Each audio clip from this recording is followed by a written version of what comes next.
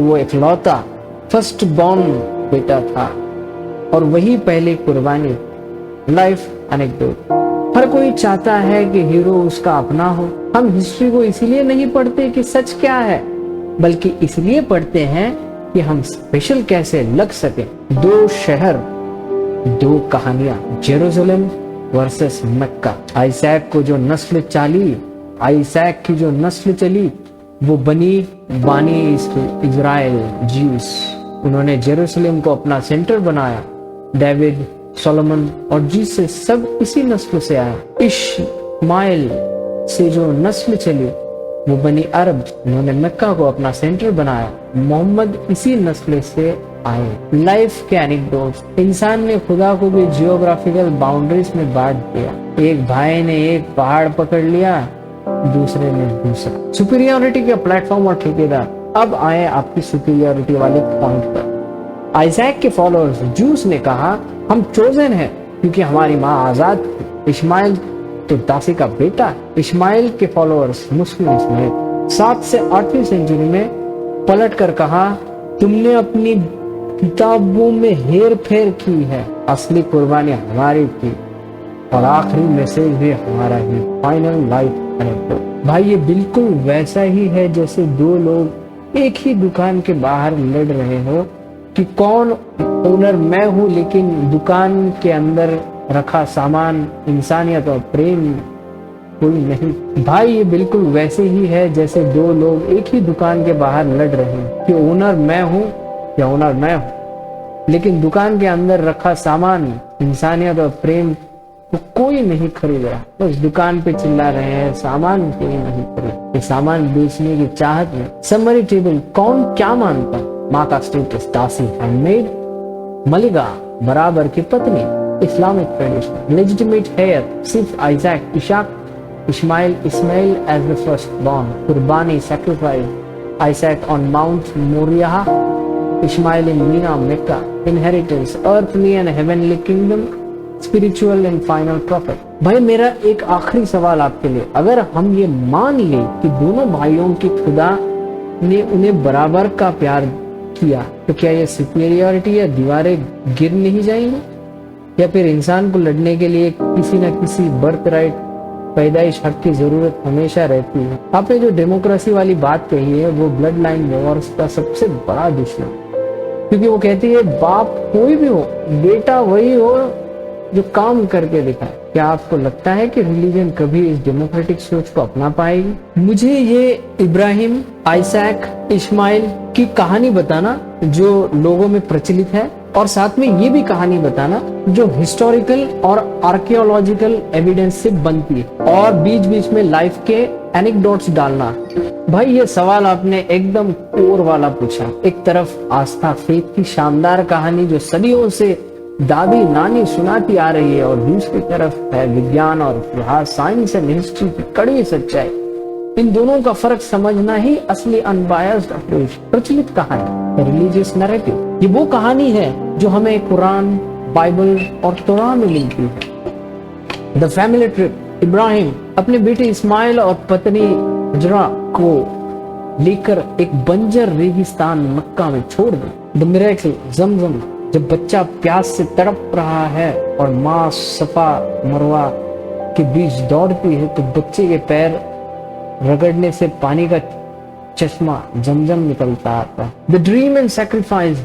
इब्राहिम ख्वाब देखते हैं कि वो अपने बेटे इस्माइल, आइजैक की कुर्बानी दे रहे हैं, तो तैयार हो जाते हैं, लेकिन आखिर में खुदा एक डंबा रैम भेज देता है। Building the Kaaba.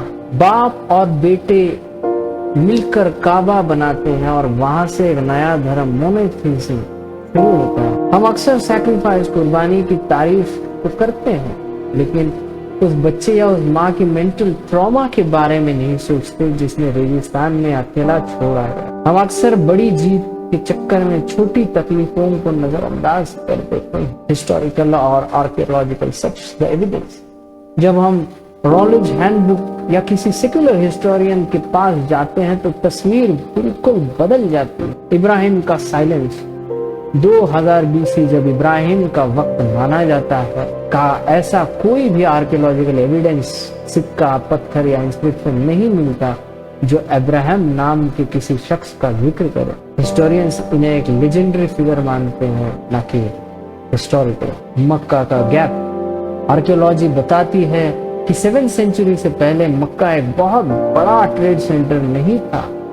टॉलमी, पुराने जियोग्राफर के मैप्स में मक्का का जिक्र नहीं मिलता। द लिटरेरी लेयर, हिस्टोरियंस जैसे इजराइल फिनकेलस्टीन कहते हैं कि ये कहानियां सदियों बाद लिखी गई ताकि अलग अलग कबीलों, ट्राइब्स को कॉमन एंसेस्टर, साझा पूर्वज के नीचे लाया जा सके।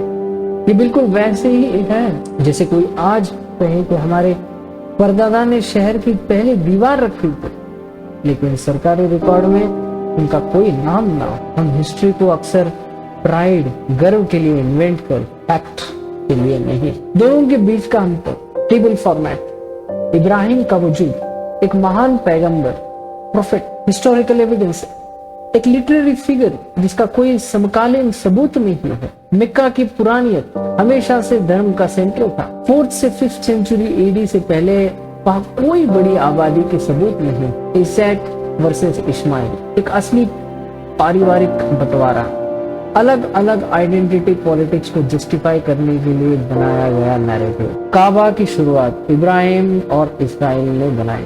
शुरुआत में ये लोकल पैगन श्राइन, मूर्ति पूजा का स्थल था, जिसे बाद में इस्लामिक हिस्ट्री से जोड़ा गया।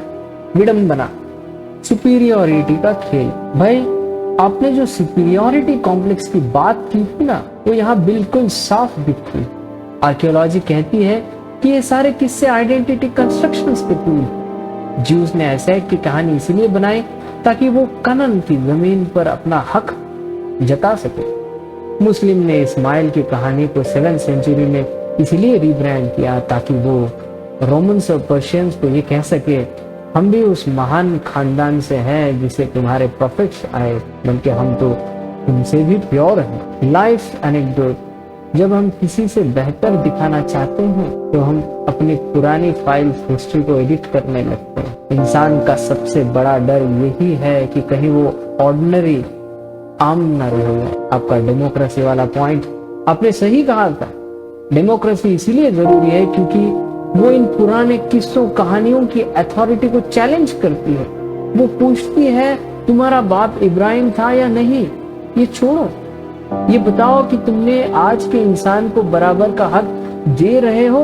भाई, क्या आपको नहीं लगता कि ये सारी हिस्ट्री और रिलीजन की लड़ाई सिर्फ इसीलिए है क्योंकि हम कल में इतने फंसे हुए हैं कि हम आज प्रेजेंट की इंसानियत को भूल गए हैं? अब आप बताइए, क्या आप बर्थ पैदाइशी हक में यकीन रखते हैं या इंडिविजुअल मेरिट है? The future of the faith in democracy.